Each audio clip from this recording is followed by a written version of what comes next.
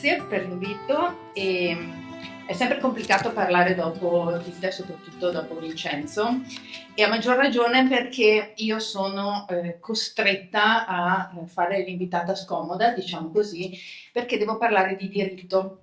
E come voi sapete, praticamente tutti quelli che sono qui, il diritto ha latitato molto, il diritto ha dei limiti intrinseci e particolari, e soprattutto ha dimostrato in più occasioni, e purtroppo emergerà, immagino anche adesso, con quello che andrò a dire, si è rivelato incapace di gestire una situazione che già di per sé è estremamente complicata. Bene, detto questo, vediamo se riesco a far andare avanti sto coso. Sì, ok. Allora, prima cosa, anzitutto la sentenza. Siamo in primo grado, questa è una cosa che va ricordata sempre, e quindi non sappiamo come andrà a finire, non sappiamo cosa dirà il Consiglio di Stato, scusate, cosa dirà la Corte d'Assise d'Appello, e non sappiamo, sicuramente si andrà anche in Cassazione, quale sarà la definitività, e quindi oltre a questo abbiamo anche un altro gap conoscitivo, che è il fatto che non abbiamo le motivazioni. Quindi se io fossi una brava giurista direi: parlare senza avere le motivazioni è un azzardo ed è anche scientificamente poco accurato. Però siccome voi siete tanto gentili nei miei confronti, sarete di bocca buona, e quindi quelle che cercherò di dare sono più che altro delle suggestioni, magari scientificamente così, più a livello di impressionismo, ma che comunque solleveranno alcune tipologie di problemi. Quindi il primo aspetto che dobbiamo ricordarci presentando la sentenza Miteni è proprio questo, che noi ci troviamo davanti a una sentenza che è il primo passaggio.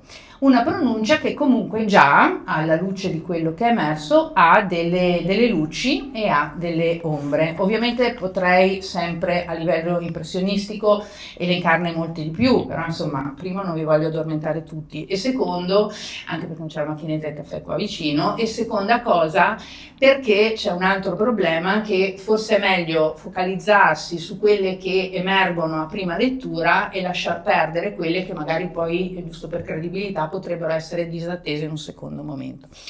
Allora, primo problema, che non è un problema da poco. Allora, cercherò di darvi la giustificazione plausibile e le problematiche che possono, diciamo così, derivarne. La prima, vi dicevo, il mancato riconoscimento del danno subito dai lavoratori.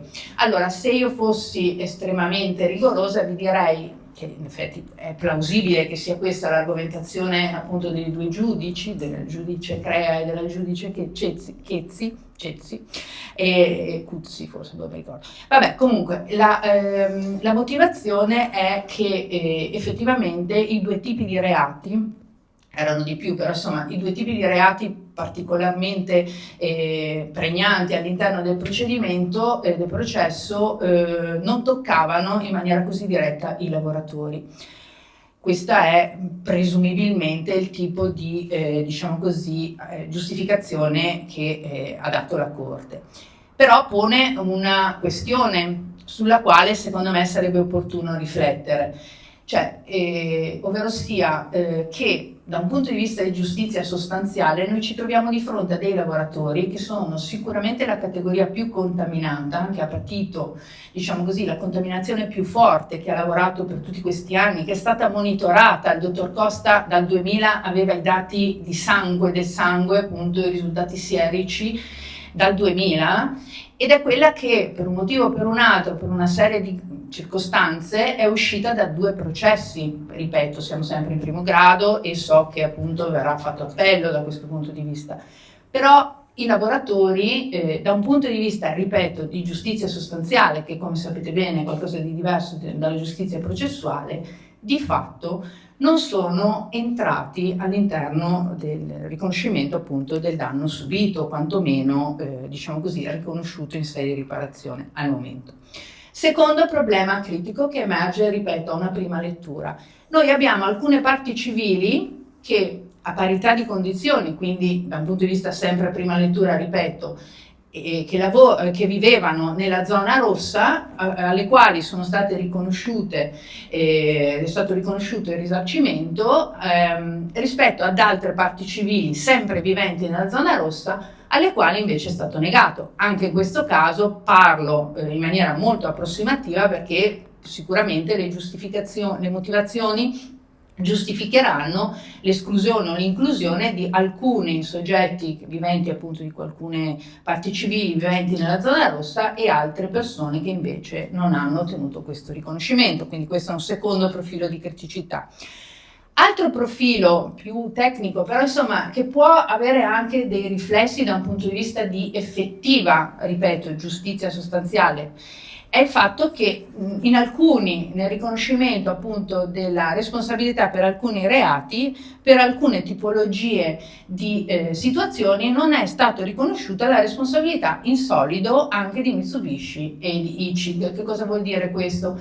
Vuol dire che laddove la Corte, almeno ripeto a prima lettura, ha riconosciuto la responsabilità solo di alcuni imputati e non di ICIG e di Mitsubishi, è chiaro che ogni tentativo di rivalsa si dirigerà solo nei confronti di questi soggetti che grosso modo hanno tutti dai 70 agli 80 anni e naturalmente non hanno la capacità di ristoro che evidentemente una Mitsubishi o l'ICIG, qualsiasi cosa societaria sia, evidentemente può avere. Questo è un altro profilo, anche lì aspettiamo le motivazioni per riuscire a capire il perché.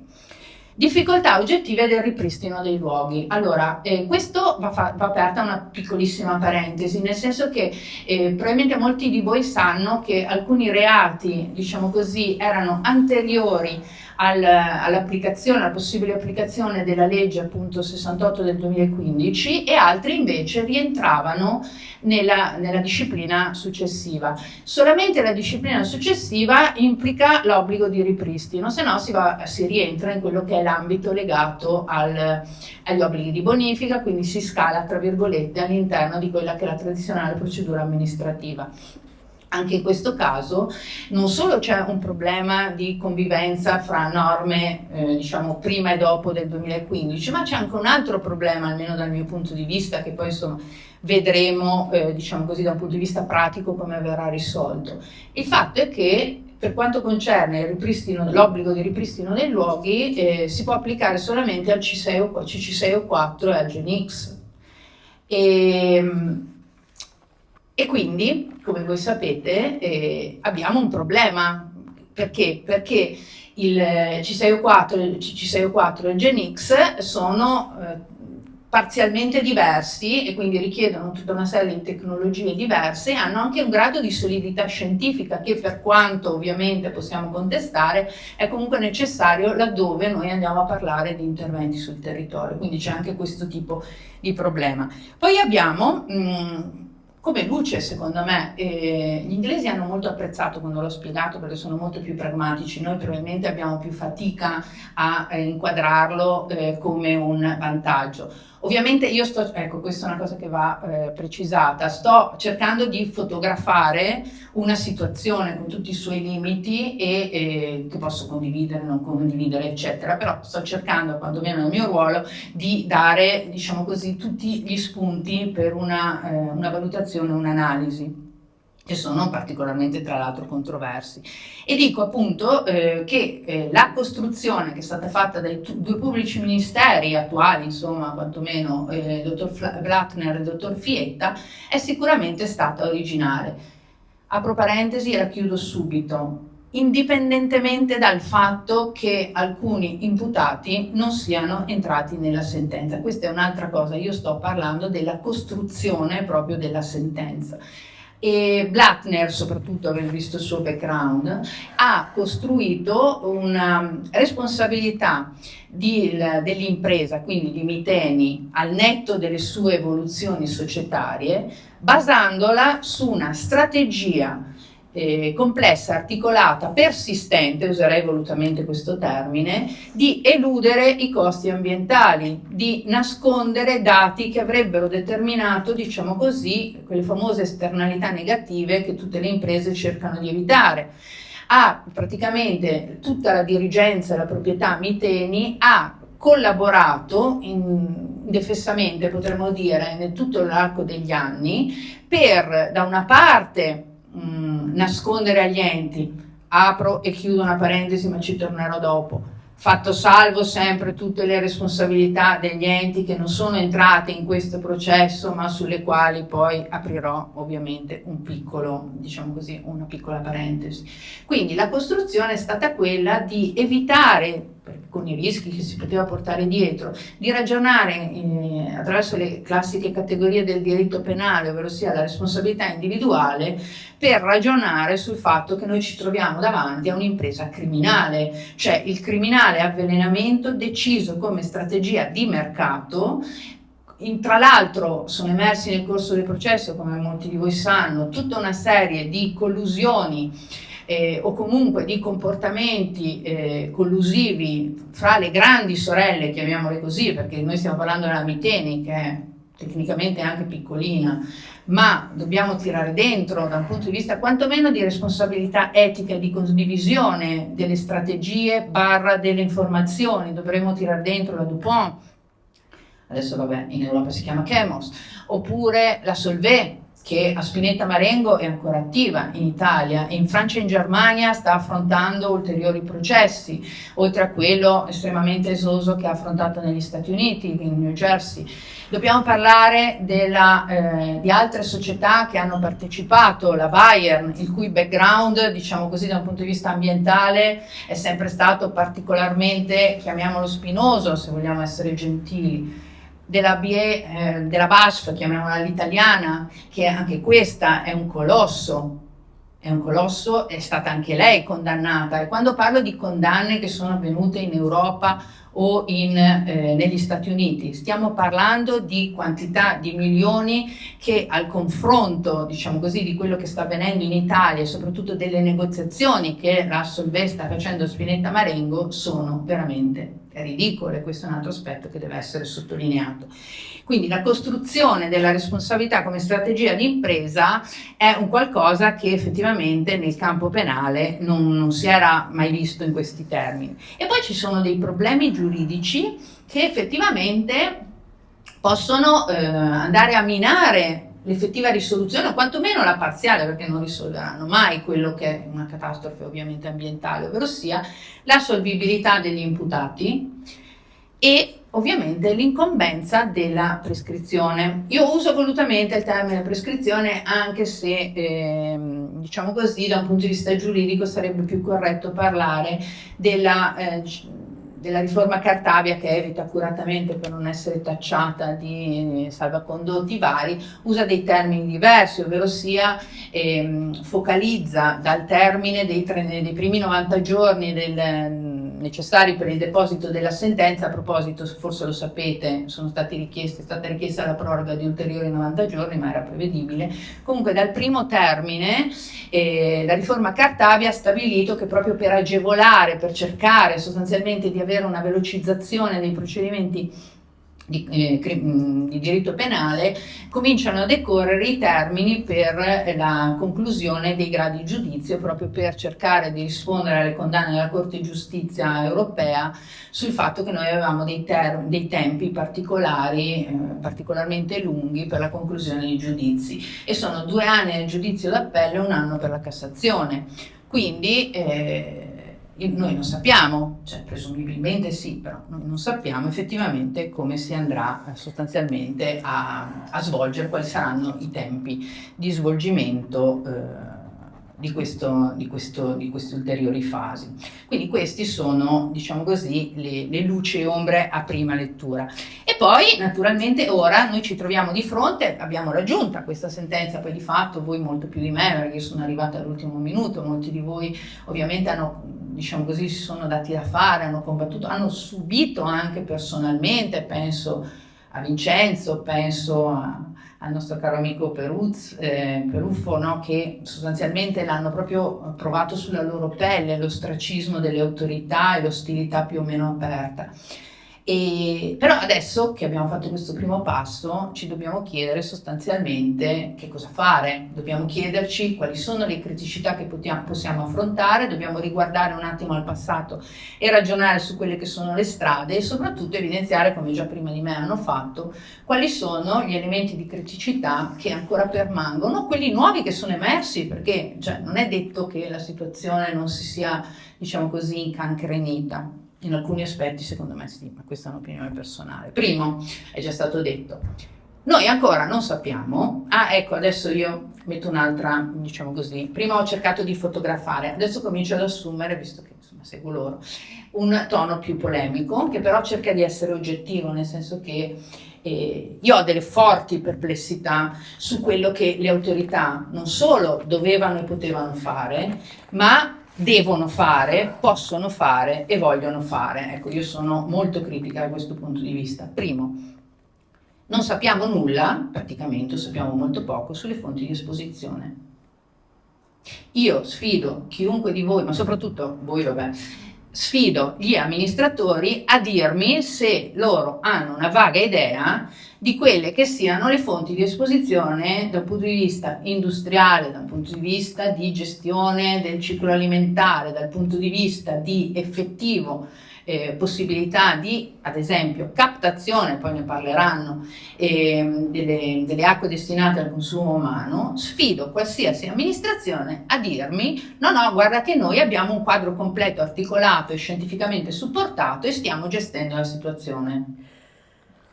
È una sfida, quindi vediamo, magari qualcuno mi risponde, di solito non risponde mai nessuno. Secondo punto, mappatura della, ovviamente conseguenziale, della contaminazione. Noi abbiamo mappature di situazioni di contaminazione, come no? Abbiamo quella di Vincenzo, abbiamo la mappatura di Le Monde, abbiamo delle mappature di agenzie, eccetera, ma una mappatura sistematica, istituzionale, dovrebbe essere, stato detto, funzione dei poteri pubblici, mappare sostanzialmente i pozzi privati, i pozzi pubblici, le industrie Seveso. E quando dico mappare vuol dire, uno, posizionarla, capire che tipo di prodotti utilizza, che tipo di produzione, perché il ciclo di produzione ovviamente cambia, e non solo per quanto riguarda le sostanze perfluorate e quant'altro, ma soprattutto quanto grado di pericolo, quanto grado di pressione questo tipo di installazione, questo tipo di industria, questo tipo di produzione ha rispetto al territorio circostante, che non mi si venga a dire ma sono imprese che risalgono, oddio me lo hanno detto, sono imprese che sono state collocate prima e quindi come possiamo fare? No, esistono degli strumenti giuridici che sono il riesame, il rinnovo e anche la revoca dell'autorizzazione integrata ambientale che devono essere usati, se no ce lo dite, parlo agli amministratori, non a voi ovviamente, e noi facciamo una bella autocertificazione dell'autorizzazione integrata ambientale e il problema si risolve, probabilmente risparmiamo anche come dire, tutta una serie di medicine per il fegato di tante persone, no? Quindi la mappatura e l'indicazione puntuale delle fonti di esposizione interne, esterne, di origine industriale, di origine agricola, perché badiamo bene, cioè il mondo agricolo non è esentasse o esentato. Cioè, il mondo agricolo, primo, dovrebbe riuscire a capire che si sta veramente segando, avete presente, no? Segando il ramo sul quale si è posizionato, ma dall'altra parte dovrebbe capire che alla fine verrà lasciato solo, probabilmente sopravviveranno, lo dico sempre, i grandi gruppi perché hanno la possibilità, possono delocalizzare, eccetera, e i piccolini affonderanno. Però è chiaro che mentre nel 2013 non si sapeva, adesso vi è una certa negligenza, vi è una certa colpa nel dire non lo sapevo, non vuoi vedere, non vuoi sapere. Ecco, adesso mi viene la tachicardia. Messa in sicurezza e bonifica. Allora, mi dicono, in questo pessimismo cosmico o sano realismo, possiamo discuterne filosoficamente, Vincenzo, la bonifica, che me ne dicano, mi dispiace, non è tecnicamente, almeno a quello che so io, praticabile. Mettiamocela via. Cioè, da quello che al momento sostanzialmente i dati scientifici ci danno, non è possibile bonificare. Cioè, quello che si può fare nel sito Miteni e nelle immediate circostanze del sito Miteni è eventualmente, con tutti i rischi, i problemi che ne possono derivare, i limiti, una messa in sicurezza permanente. Anche lì noi sappiamo benissimo, io ho avuto varie discussioni, ma voi ovviamente lo sapete già prima di me, sull'utilizzo mediatico della parola bonifica, ok? E vabbè, comunque, cosa si può fare? Non lo so, non è il mio lavoro, cioè io so ad esempio che un piccolo intervento che ha cercato quantomeno di tamponare il tamponabile è stato fatto a Seveso. Stiamo parlando di tanti anni fa, ragazzi, cioè stiamo parlando, è passato tanto tempo, eppure ancora sostanzialmente i nostri amministratori si rifiutano di vedere la realtà delle cose. Il tombare, prendere sostanzialmente la quantità di terreno, quantomeno non risolverò il problema delle falde, ma almeno smetterò quantomeno di lasciare percolare quello che è un terreno saturo di schifezze. Non è una risoluzione, lo so benissimo, non è, diciamo così, l'optimum, anche questo lo so.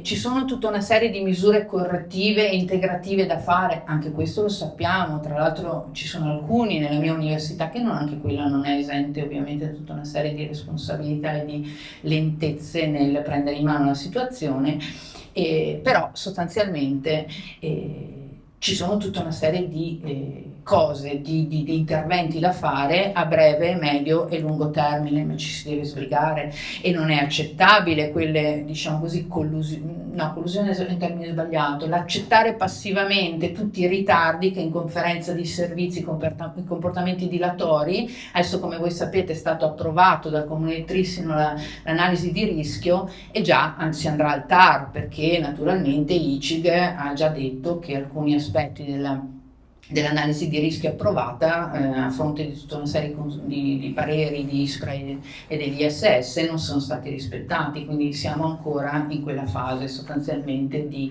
limbo, che fa sì che, come noi sappiamo e come i dati ARPA dimostrano, ha tutta una serie di problemi. Altro problema, le aree di salvaguardia. Anche qui il mio bersaglio preferito naturalmente è la regione. Sono d'accordo, no, che la regione abbia manipolato tutta una serie di come dire, risultati, abbia, diciamo così, in un certo senso minimizzato all'inizio e poi cavalcato l'onda, no? Beh, c'è una cosa che deve essere fatta, non perché lo dico io ovviamente, ma che è di legge: l'individuazione ex articolo 94 del testo unico ambientale, ragazzi, cioè è una cosa che deve essere fatta, dell'individuazione delle aree di salvaguardia e delle zone di rispetto. E perché? Per proteggere non solo ovviamente le acque sotterranee, ma le acque destinate al consumo umano. Questa individuazione è stata fatta, che sappia io, dopo una strenua battaglia per quanto riguarda ovviamente il Bacchiglione, la zona del Bacchiglione per il caso Silva, che alcuni di voi sicuramente conoscono, ed è stata fatta dal Brenta, no? Dal Consiglio di Bacino del Brenta. La regione, diciamo così, che dovrebbe farsi carico, visto che stiamo parlando del suo territorio, visto che la Miteni era bella collocata sulle aree di ricarica delle risorgive della falda, cioè un'amministrazione attenta e consapevole dovrebbe dire: benissimo, a tappeto, datevi da fare, e invece tergiversa quantomeno, per non essere... Mancati accertamenti e responsabilità. Allora, altro momento di tachicardia. Durante il processo noi abbiamo visto passare come testimoni e sedere tra le parti civili tutta una serie di soggetti istituzionali. Lo Spisal non era seduto, ma noi sappiamo bene che la salute dei lavoratori di fatto doveva essere attenzionata in modo diverso. La Regione Veneto, che nel 2016, se non ricordo male la data, Mantoan, un nome e una garanzia, era consapevole del problema, invece era tutto impegnato sostanzialmente a dare di allarmisti e di terroristi, quelli che erano coloro che gli facevano notare tutte le problematiche. Per non parlare della provincia, che è vero come è vero che adesso ha cambiato rotta, però naturalmente per un lungo tempo ha avuto tutta una serie di ritardi e di comportamenti. E poi c'è un altro aspetto, che al di là del fatto che diciamo così il problema è enorme, si continua a parlare di ban, di divieto sui prodotti, ma viene lasciato a margine per una certa, come dire, deferenza nei confronti delle industrie, viene lasciato a margine il problema delle produzioni. E questo sta avvenendo anche all'interno di ECA, nel SEC e nel RAC, no? Nei due comitati. Allora, cosa si dovrebbe fare? Beh, innanzitutto cominciare a individuare ed attivare degli interlocutori che siano credibili, cioè se voi vedete chi, diciamo così, il gioco delle tre carte che è stato fatto in alcuni enti pubblici, beh, insomma è inquietante, cioè mettersi a discutere di bonifiche eccetera con chi magari non ha proprio controllato in maniera attenta quello che doveva essere fatto, è quantomeno un po' una cosa che può creare tutta una serie di, come dire, diffidenze, per non dire altro.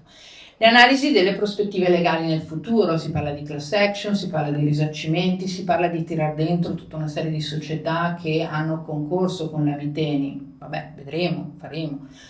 C'è un'altra cosa però, una latitanza politica che io sostanzialmente trovo scandalosa, il fatto che ai tavoli tecnici e dove si negozia sostanzialmente anche a livello europeo, i nostri rappresentanti, tra virgolette, sostanzialmente siano assenti, salvo rarissime eccezioni. Vi faccio un esempio, perché lo devo fare, perché me lo sento proprio qua. Molti di voi conoscono la Donut Sun, ok? Bene, citazione ovviamente il nostro amico Milioni, no? E che ne ha parlato in dettaglio sui giornali. Bene, è incredibile che una persona che è veneta, comunque di bacino di afferenza, si confronti da un punto di vista di quello che sta avvenendo in ECA con Federchimica, con industrie farmaceutiche e industrie delle armi, tipo la Leonardo, anche israeliane, con tutto quello che è annesso e connesso. Sappiamo benissimo le scemenze che ha detto, per quanto riguarda ovviamente il popolo palestinese, sul quale stende un pietoso velo, e quindi tecnicamente noi abbiamo colei che in teoria dovrebbe portare le particolari problematiche che abbiamo sul territorio, che si relaziona, diciamo così, con i principali inquinatori e produttori di PFAS. Qualche domanda ce la dovremmo fare, anche perché poi, come voi sapete, a breve andremo a votare, quindi insomma magari evitare, ma non dico il 70-80%, potrebbe essere, e poi fare una pressione sulle industrie del territorio. Vado velocemente alla fine, no? Ci sono dei tasselli che mancano, ancora si parla di economia circolare quando ancora peschiamo acqua contaminata, ancora abbiamo l'utilizzo di pesticidi che rilasciano ovviamente tutta una serie di byproducts e il TFA, e ancora non sappiamo, lo hanno detto prima di me in maniera egregia e immagino che poi anche Francesco ne parlerà, la situazione di alimenti e salute, e ancora non abbiamo alcuna idea di quelli che saranno i tempi e ovviamente la partecipazione italiana. Cosa bolle in Europa? Con tutti i limiti, ovviamente, di quello si è detto, no? Di quello che sta avvenendo, con tutte le pressioni anche veramente pesantissime da parte delle lobby industriali e quant'altro. Allora, le tre maggiori agenzie tedesche, il BFR, l'UBA e il BAUA, hanno proposto una nuova classificazione del TFA come reprotossico e very persistent, molto persistente, molto mobile, per ovviamente ovviare. Sappiamo che il CLP, adesso a breve si spera che anche il REACH lo inserisca, ha inserito nuove categorie di pericolosità per quello che possono valere, ma comunque sono passaggi importanti, che sono gli interferenti endocrini e anche i very persistent, quindi eliminando il dato di tossicità che richiede tutta una serie di tempi e inserendo come criteri di pericolosità la persistenza, la mobilità o la persistenza e il bioaccumulo, dando in un certo qual senso una risposta a quello che è stato detto prima. E poi si sta cercando, con tutte le problematiche, tutta la questione dei limiti di cui accennavano prima, si sta cercando di intervenire su un complesso normativo per alcuni comparti che effettivamente richiede di essere aggiornato. Vabbè, si è aggiornata con tutti i limiti del caso la direttiva sulle acque destinate a consumo, la direttiva sulle acque potabili, è in trilogo, quindi abbiamo il problema delle acque superficiali e le acque sotterranee, che si spera arrivi diciamo così, a definizione. Abbiamo il problema della Soil Monitoring Law, quindi il monitoraggio del suolo, che credetemi è considerato un problema minore dalla comunità, dalla società civile. Questo ci dovrebbe porre alcune domande. si pensi solo al climate change, che è importantissimo, è chiaro, però insomma probabilmente a livello di urgenza ci sono altre priorità. E poi abbiamo quello che è sostanzialmente un sistema economico e produttivo, non solo a livello del Veneto ma anche a livello internazionale ed europeo, che ormai punta definitivamente rispetto all'accantonamento di quelli che erano i buoni propositi del Green Deal, a fronte di quella che è la dichiarazione di Antwerp delle maggiori produttrici di sostanze di cui vi parlavo prima, che fanno capo adesso al Plastic Europe e al CEFIN e quant'altro. Per chiudere, tutti questi sono problemi. E poi ce n'è un altro che è emerso e sul quale io sinceramente volevo chiedervi di porre attenzione, che è un problema che mi tocca sia perché mi hanno coinvolto, sia perché secondo me è sintomatico di quanto eticamente la società civile, la comunità scientifica e il mondo politico abbia tutta una... userei una parola forte, fa abbastanza schifo, però insomma, diciamo così, è insensibile, mi sembra più corretto dal punto di vista scientifico, ovvero sia la posizione di una categoria di lavoratori, ovviamente, vabbè, poi parlerà CGIL, anche i sindacati hanno, diciamo così, delle lentezze da farsi perdonare, non solo passate, ma purtroppo con tutte le difficoltà che ci possono essere, i lavoratori sono lasciati un po' al loro destino. Beh, questa categoria che secondo me merita di essere attenzionata è quella dei pompieri. Perché non solo 3 anni fa lo IARC ha stabilito che è cancerogena la loro esposizione professionale, che già questo, l'abbiamo detto prima, è gravissimo, ma hanno fatto delle analisi, perché qua si possono fare in Italia solamente analisi individuali, cioè questo è un altro tassello scandaloso, e hanno trovato quantità inspiegabili, molto alte, quindi molto alte rispetto alla popolazione generale ovviamente, non certo rispetto ai lavoratori ermitenni, di PFOA e di PFOS e di altre sostanze, anche la DV. Lo dovrebbe spiegare un po' perché la DV possono essere varie le motivazioni, è chiaro, però magari qualche autorità pubblica che vada a capire perché c'è la DV nel sangue che è prodotto da Solvay sostanzialmente anche a Catania, magari è un errore, è un falso bianco come si dice, ma almeno dimmelo, cioè, invece naturalmente al Ministero tutto tace, poi anche il Ministero degli Interni, figuriamoci. Benissimo, detto questo, negli Stati Uniti già stanno facendo qualcosa, ma l'altro aspetto incredibile è che hanno trovato PFOS e PFOA negli dispositivi di sicurezza individuale. Cioè noi stiamo parlando, ed è per quello che io mi incavolo in maniera poco scientifica, ma secondo me ogni tanto quando ci vuole, come si dice a Roma, cioè questi si buttano nel fuoco per noi, indistintamente, cioè poveraccio tanto quanto il figlio di La Russa. Sì. Ok, questi si buttano nel fuoco, ci siamo, con degli indumenti che sono nei 3 livelli, perché poi negli Stati Uniti c'è stata un'evoluzione, nei 3 livelli degli indumenti di protezione, tutti strapieni di PFAS. Il Ministero non li vuole cambiare, ci siamo, o almeno sta rallentando la cosa. Come dire, inalano, aspirano, insomma, entrano in contatto con le schiume antincendio, che naturalmente voi sapete c'è tutto un processo in itinere, si respirano tutte le schifezze dei luoghi dove intervengono, che dobbiamo ancora cominciare a bonificare praticamente, penso, in gran quantità l'amianto, figuriamoci.